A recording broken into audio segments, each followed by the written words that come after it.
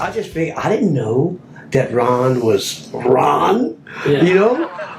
I just thought that he was just some old guy, as a good sax player, Yeah. you know?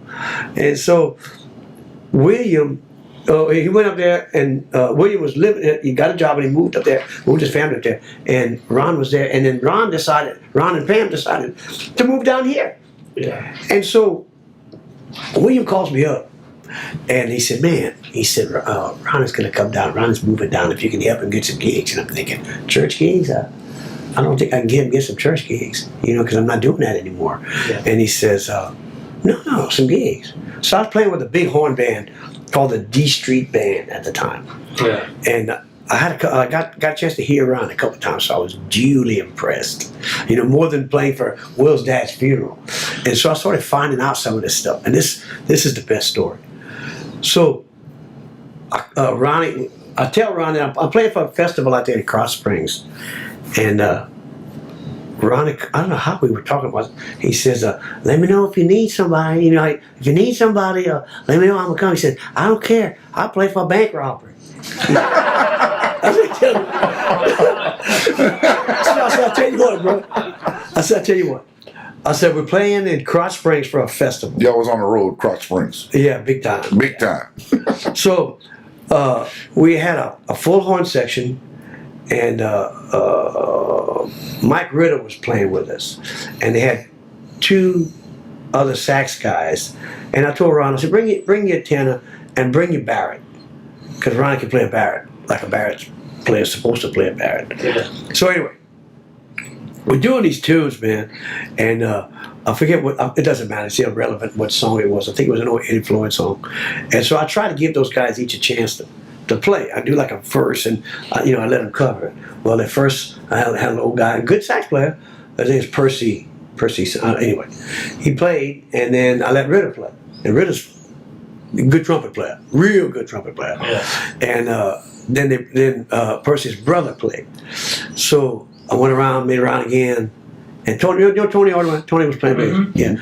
And so anyway, I let Ronnie take instead of the guitar solo, I let Ronnie, and Ritter, it was like the two sax guys, well, here was Ronnie, here's the two sax guys all together, and here's Ritter on the other side.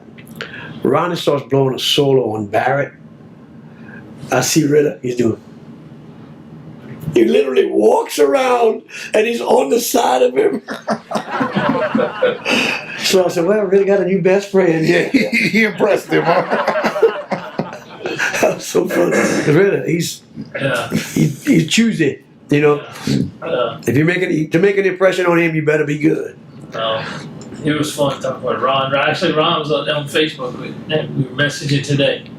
And I told him, you know, he sent that list out. We would go back and forth. And I said, man, you can come back and visit. And I told him, I said, we're going to come right out to your place and talk about, you know. And because he's like, I forget about a lot of these people. But if you ask me questions, I can tell you stories about it. They kind of started off. He showed me a picture one time. And I said, I think he's with Elton John.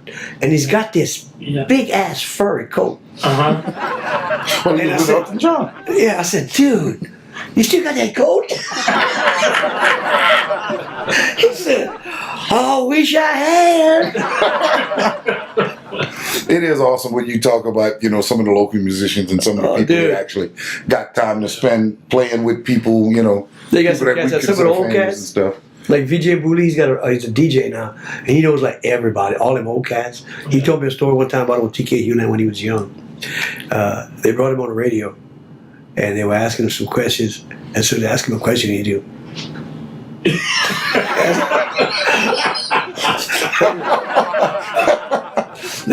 No camera. You have to talk. That's the best, dude.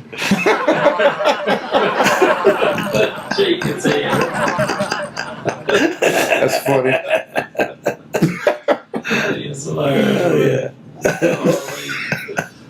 I left all of that out. I had 2 years still with TK even. Yeah. Man. I remember playing a band with, you know, Kippy Backett. Kippy's a talent buyer. Yeah. Well, Kippy's a phenomenal guitar player. He played with Wayne where he was. He messed up a piece of his finger, so he didn't play anymore. And Kippy and I, back in the day, we were playing, and Kippy got me on stage with Edgar Winter's White Trash.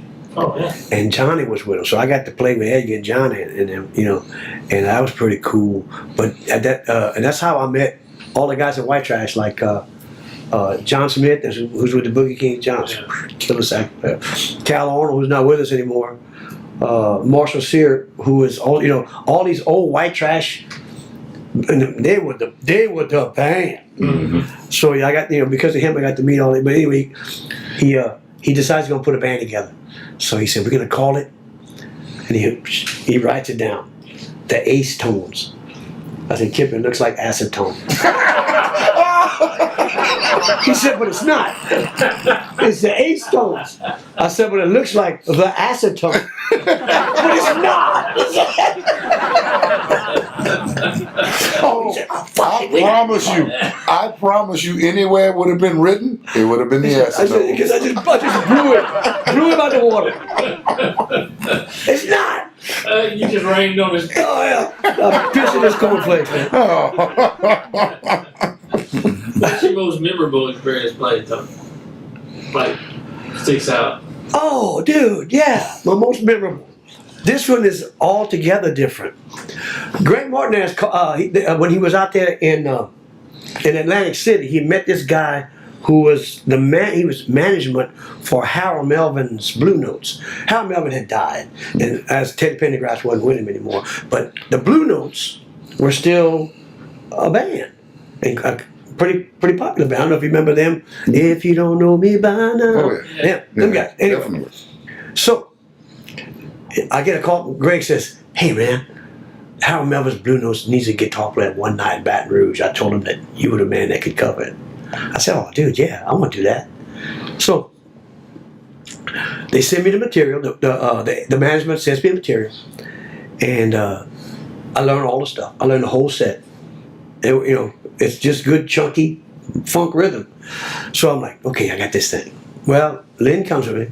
We go out there, and it's a casino in Baton Rouge. And when I get there, the sound guy helps me get my stuff off. And I walk in the back room where they introduced me to Harold Melvin's Blue Notes. And they, of course, they were all black. And I expected that. It was not a big deal. So they were asking me if I knew the stuff. And so we were going back there and had a little practice amp. And so I'm playing the guitar parts, and they say, "We want you to play the keyboard parts." I said, "Well, I should have got a keyboard player." He said, "No, man." He said, "Well, shortening it up. Apparently, besides the guitar player, I don't know if he left or whatever, but the keyboard player got busted for dope. So they didn't have any guitar player, they didn't have any keyboard player. They had a drummer, they had a bass player, and 3 singers. Yeah. And they want me to do the keyboard parts. Well, I'm gonna just tell you, the drummer, the little bitty guy, he was just the most negative and, might I add, prejudiced fella I had ever come across. And so you have to understand, from my point of view, they needed a guitar player, so I had to learn all the guitar parts. Yeah, you've done what you were asked to do, or prepared to do. Yeah. So he said, "Well, I need you to play this." I said, we 15 minutes from a gig over here. Yeah. So he turns around and looks at the bass player and the singers, and he said, "I told you couldn't do it. I told you wouldn't be able to do it." So he was really kind of rubbing me the wrong way. Yeah, absolutely. And so rather than kind of get into it with him, I looked at the bass player. I said, "Why don't you just let me play? I know the songs. Just let me cover it." Mm-hmm. So he says, "You're about all we got then." That's what he's telling me. Yeah. I said, "Well, since you put it that way, yeah." I said, "If not, listen, ain't no skin off my nose. I'm 40 miles down the road, bro. Yeah. I'll pack my shit and go home." Yeah. So they decide they're going to try me out. Yeah. Get up there, let me tell you something. In all honesty, and I'm not giving myself any credit, those singers were so good. They were so damn good. They didn't need nobody. They didn't need no drummer. They just had it.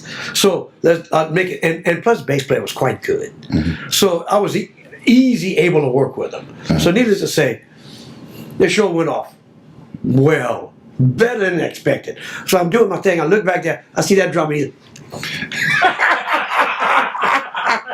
Best friend when it was over. You know? And he's all that. And then he tells me, we get done. And they give me my money. And he walks up to me, and everybody's still out there. He said, hey, man, I tell you what. As far as I'm concerned, you're a lifetime member of the Blue Notes. I bit my tongue. I bit my tongue when I said, you know something. Oh, yeah, I was all but the worst nigga that walked in the door. This is priceless.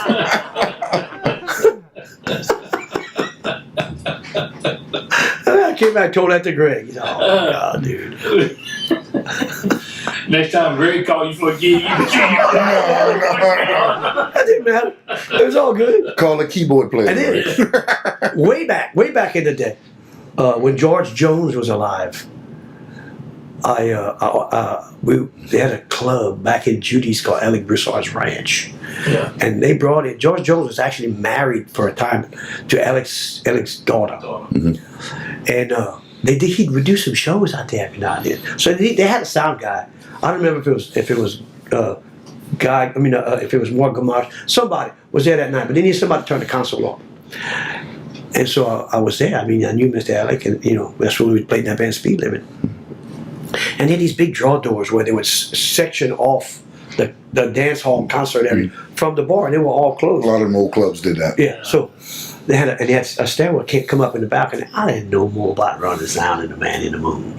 I just knew how to turn the damn stuff on. That's it. I knew how to turn it on. Well, he's the best sound guy in the room. What? I was one of the turn. Anyway, so I got him some levels, and George Jones comes out, and I'm like, no show, shit. You showed up. I'm like, shit. So you ran some. George Jones is down there. So anyway, he went through quite a few songs. And I got to sit down at the console and listen to George Jones. Hey, you could put that on your resume. Oh, Song guy for George Jones. Get you a sound gig. well, I wouldn't be able to get any credentials out of it because everybody's dead. You didn't have nobody against you either. No dispute. So You was George Jones' best sound guy. that's pretty cool. Well, for the afternoon, anyway. Nobody to contest you. It wasn't a big gig, but I got called for a gig one time like that too. They needed a guitar player. Their guitar player was out sick and whatnot, and they didn't say anything to me about singing. I showed up, and then they told me the guitar player was also the lead singer. And they were like, well, we were told you could sing. And I was like, I was told I was come over here to fill in for a guitar player, not to be the guitar player and the lead singer. Well, that's what I always tell people. That would be hard Hey, man, we need a guitar player. It pays this much. Yeah. So I played 3-4 songs with them, and they say, hey, why don't you do something? I said, oh, wait.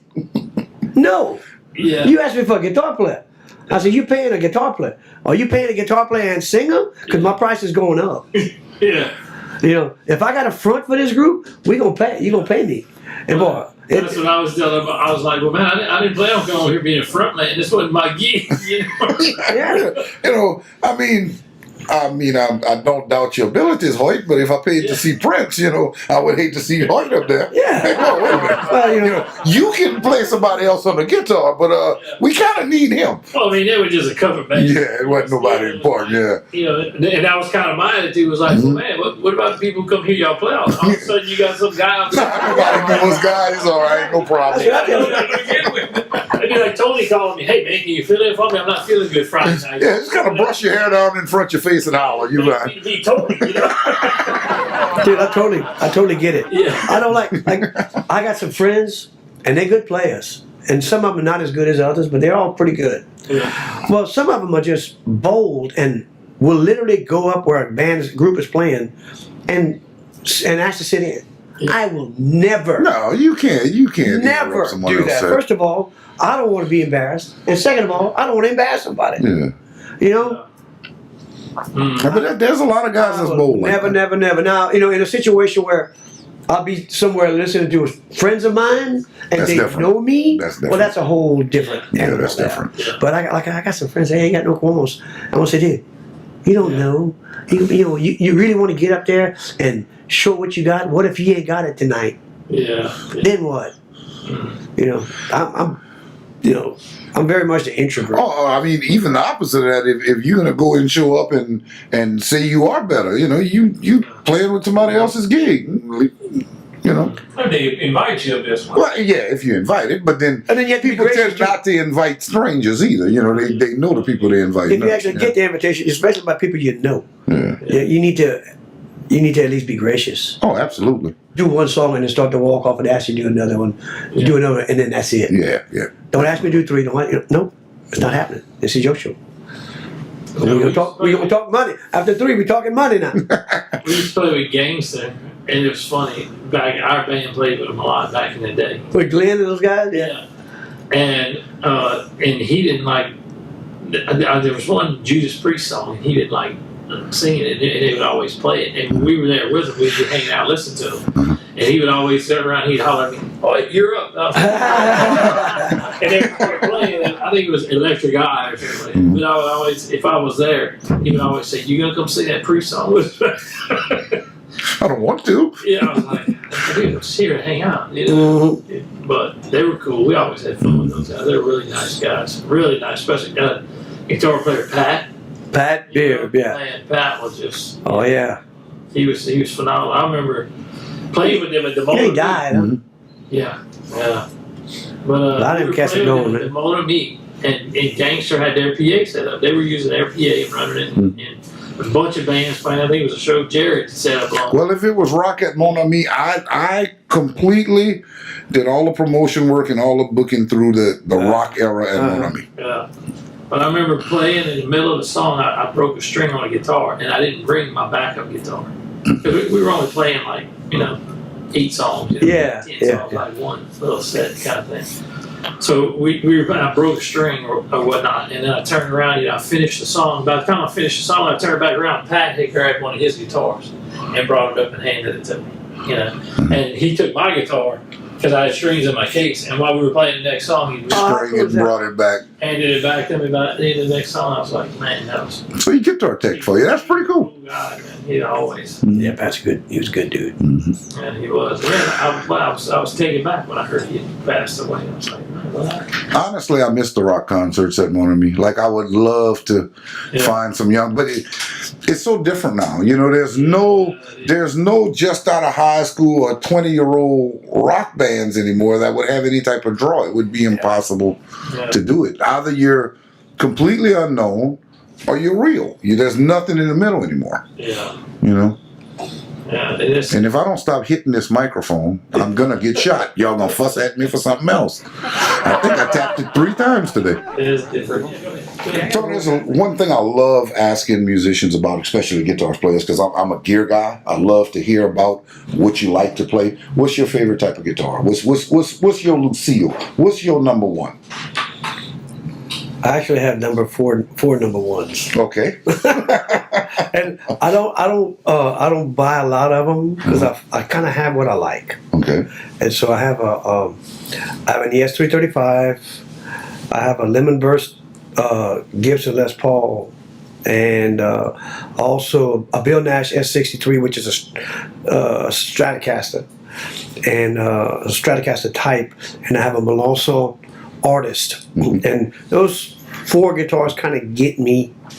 Get you through everything. Yeah, Get you and of course, if I'm cutting track and I don't have I don't have a bass player and I have to do my own, I'm fortunate to have a 74 Fender Precision that I use to cut my bass tracks. Yeah, a very good friend of mine, who's way more than a friend. Yeah, absolutely. Allowed me this bass. That's awesome. And so I've been having it for quite some time.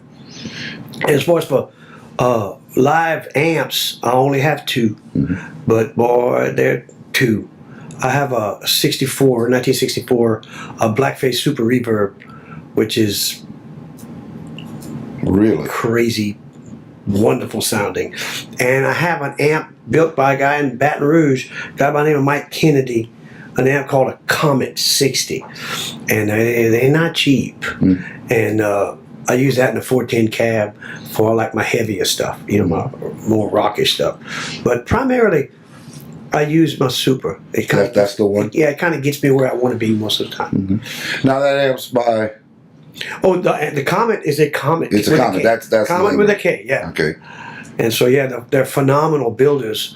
They build off the there's an amp called a train wreck. It was a train wreck circuit. It's supposed to be the mystical rock amp used by Leslie West of Mountain. Okay. And it's like how a Marshall Plexi would sound on a really good day.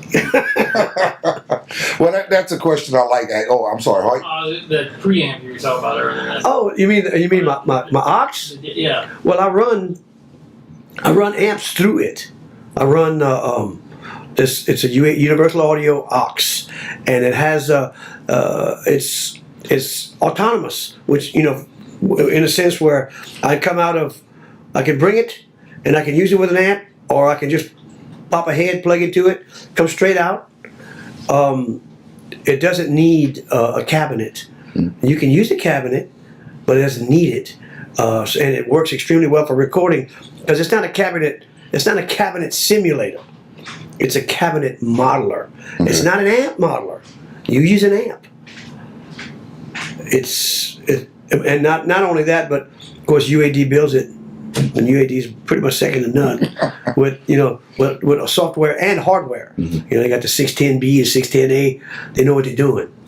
And in this thing, you can Wi-Fi an iPad or your computer to it, and they actually don't have. They have sheesh, I don't know, maybe 40, 50 cabs configurations, and all great mics that you can access.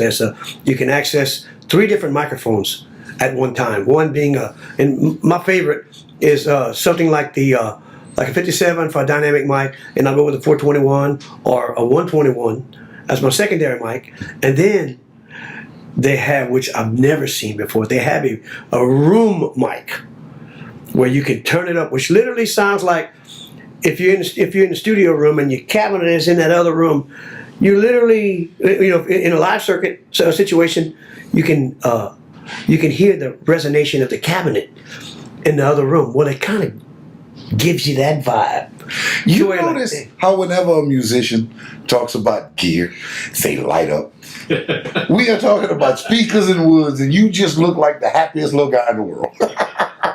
It's pretty fun. Now, of your 4 guitars, of your 4 number ones, there's not one that's just a little bit. They're not going to hear you. I'm not going to let them watch the interview. No. When you play the most. Oh, now in the blues context, I'll use the ES335 to the Super. That's more like a classic Little Milton kind of sound, Stock pickup? Yeah, stock pickups, and so I'll bring it, and I'll bring my Bill Nash.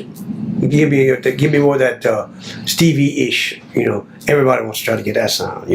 Well, fortunately for me, I got the amp. Well, I'll tell you what we need to do. I'm a big Hoyt after you leave to invite you back, and this time you're going to bring an amp and a guitar. Oh, next time y'all come to my house. Oh, we'll do that. Hey, road trip. You take the show on the road. Yeah. Studio equipment. Yeah. Absolutely. Yeah. We can do it. Well, I definitely enjoyed talking to you and meeting you, my friend. Okay, my bro. I appreciate it, man.